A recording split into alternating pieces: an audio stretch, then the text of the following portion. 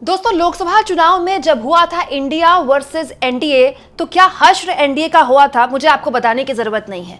मोदी जी जो 400 पार का नारा लगा रहे थे, उन्होंने कभी कल्पना भी नहीं की होगी, सपने में भी नहीं सोचा होगा कि वो 240 पर आकर रुक जाएंगे।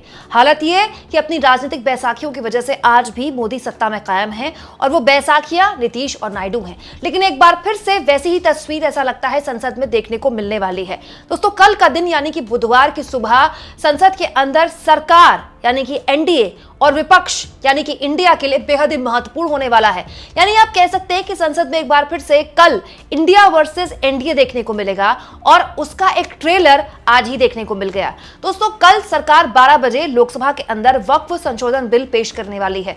लेकिन उससे पहले जो सरगर्मियां देखने को मिल रही हैं वो इस बात की तस्दीक करती है कि एनडीए ने तो तैयारी कर रखी है, लेकिन उससे ज्यादा तैयारी इंडिया गठबंधन की है। दोस्तों, हुआ यह कि बुधवार को जब बिल पेश होगा तो कार्यवाही कैसी चले, कितने घंटे बहस हो, इसको लेकर बिजनेस एडवाइजरी की बैठक हुई। लेकिन इस बैठक से विपक्ष ने वॉकआउट कर दिया, यानी कि विपक्ष उठकर चला गया, ये कहते हुए कि सरकार उनकी बात सुनने को भी तैयार नहीं है। दोस्तों, ये बिल बहुत ही महत्वपूर्ण है, लेकिन विपक्ष का ये कहना था कि जब इतना इंपॉर्टेंट बिल आप ला रहे हैं तो कम से कम 12 घंटे तो रखिए चर्चा के लिए।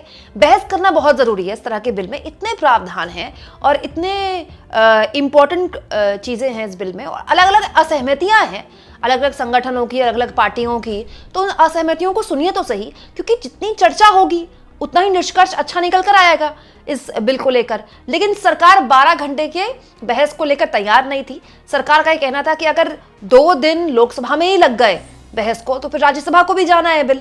दोस्तों, ये जो फ्राइडे है 4 अप्रैल, ये आखिरी तारीख है इस सत्र की। उम्मीद है कि उसके बाद ये सत्र खत्म हो जाएगा। तो सरकार ये चाहती है कि ये जो बुधवार, गुरुवार, शुक्रवार, ये 3 दिन हैं, ये 3 दिन सरकार लोकसभा और राज्यसभा में ये बिल पास करवा ले। लेकिन विपक्ष ये चाह रहा था कि 12 घंटे लोकसभा के अंदर बहस हो। तो इसीलिए सत्ता पक्ष की तरफ से किरण रिजिजू ने कहा कि अगर 2 दिन लोकसभा में बहस हो गई तो राज्यसभा में भी जाएगा ना बिल। लोकसभा से अगर पास हो गया तो राज्यसभा में भी जाएगा, तो फिर राज्यसभा के लिए बहस का वक्त ही नहीं मिल पाएगा और फिर बिल जो है एक बार फिर से लटक जाएगा, जो कि सरकार चाहती नहीं। लेकिन ऐसा लगता नहीं दोस्तों कि इंडिया गठबंधन किसी भी तरह से जल्दबाजी के मूड में है। लेकिन जब इंडिया गठबंधन ने 12 घंटे की बहस की बात रखी और सरकार नहीं मानी और सरकार के विरोध में इंडिया गठबंधन वॉकआउट करके चला गया, तो अब जानकारी निकल कर आई है कि 8 घंटे की बहस के लिए सरकार मान गई है।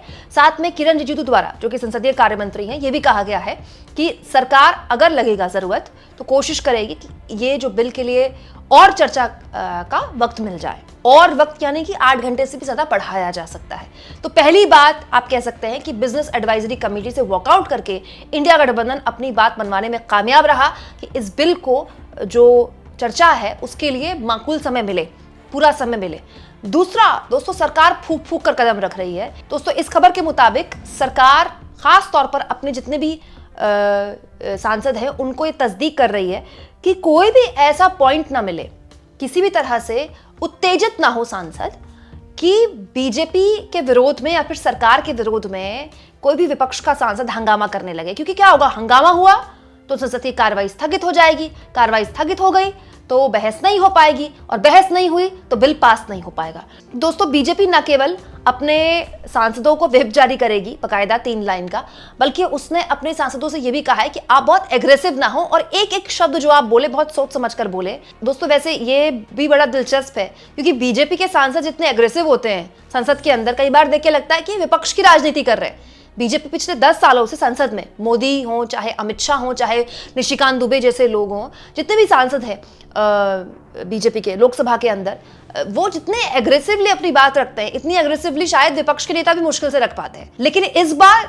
सरकार ने अपना एग्रेशन पीछे रखा हुआ है और कहा है कि आप शांति से बैठे रहिएगा, कोई एग्रेशन न दिखाएं, कोई उत्तेजना न दिखाएं, जिससे कि विपक्ष को मौका मिल जाए और किसी भी तरह से हंगामे की भेंट चढ़े संसद। वहीं दूसरी ओर दोस्तों, ये देखना दिलचस्प होगा कि कल क्या इंडिया गठबंधन की तरफ से कोई बैठक की जाती है। अमूमन जब कोई बहुत ही महत्वपूर्ण बिल आता है तो इंडिया गठबंधन या विपक्ष के नेता बैठक करते हैं। ये भी पॉसिबल है कि विपक्ष के नेता भी अपनी पार्टी के सांसदों को जारी करें, क्योंकि अगर किसी भी तरह से वोटिंग की स्थिति बनती है तो विपक्ष ये चाहेगा कि उनकी जो स्ट्रेंथ है वो किसी भी हाल में कम ना पड़े। यहाँ मैं इस बात को भी आपको रेखांकित कर दूं दोस्तों कि तृणमूल कांग्रेस हो या फिर समाजवादी पार्टी हो या फिर कांग्रेस पार्टी हो, दोस्तों ये पार्टियां तो खुले तौर पर इस बिल के विरोध में है। आम आदमी पार्टी भी इस बिल के विरोध में है। लेकिन नवीन पटनायक जो कि बीजू जनता दल के प्रमुख हैं, उनके सांसद भी इसका विरोध कर रहे हैं। हालांकि नवीन पटनायक की पार्टी का जो रुख है वो संसद में बदलता रहता है। पिछले 10 सालों से जब उड़ीसा में उनकी सरकार थी तो वो लगातार या तो इंपॉर्टेंट बिल्स में एब्सटेन कर गए या फिर उनकी पार्टी के सांसदों ने एनडीए का समर्थन किया, जिसके बाद सरकार को मजबूती मिली।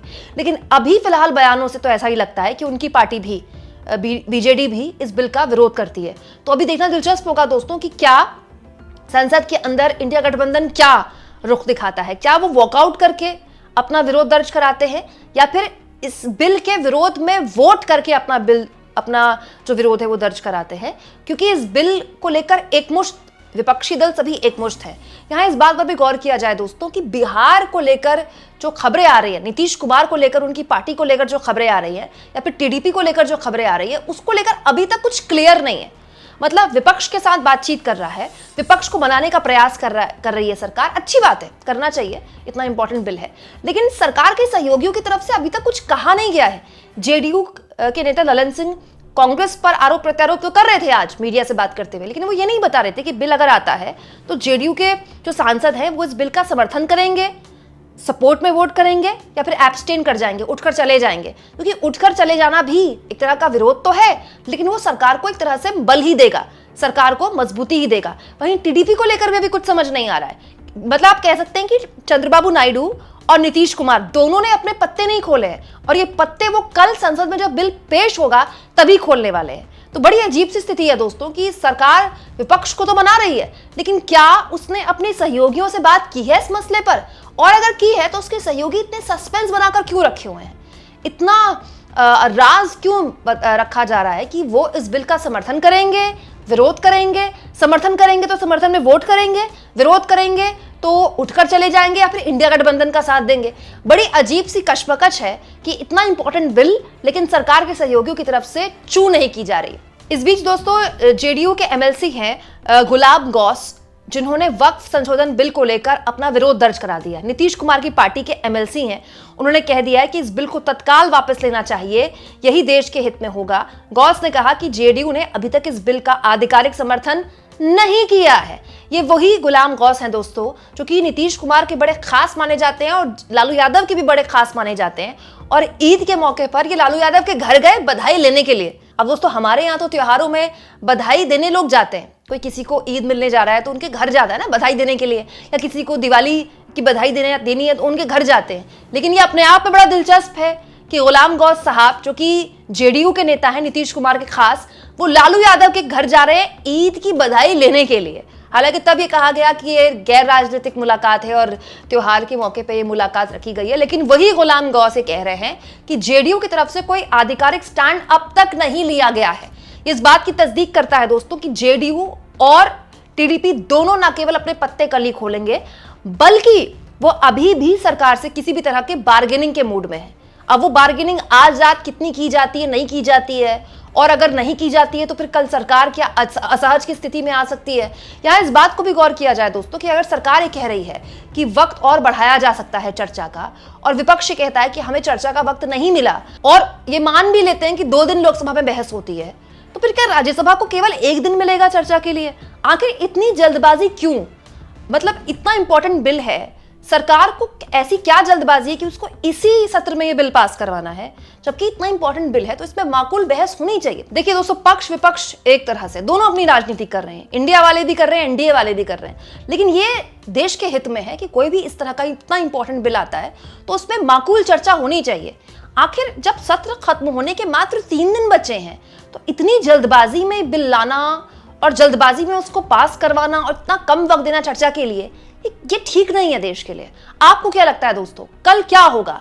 क्या फ्लोर में इंडिया गठबंधन के सपोर्ट में आ जाएंगे एनडीए के सहयोगी? और अगर आ गए तो एक बहुत बड़ी किरकिरी क्या मोदी और अमित शाह को झेलनी पड़ेगी? कमेंट बॉक्स में जरूर लिखें और जितना हो सके चैनल को शेयर करें, सब्सक्राइब करें और थैंक्स और ज्वाइन के ऑप्शन से अगर आप चाहें तो कुछ आर्थिक मदद भी चैनल की जरूर करें।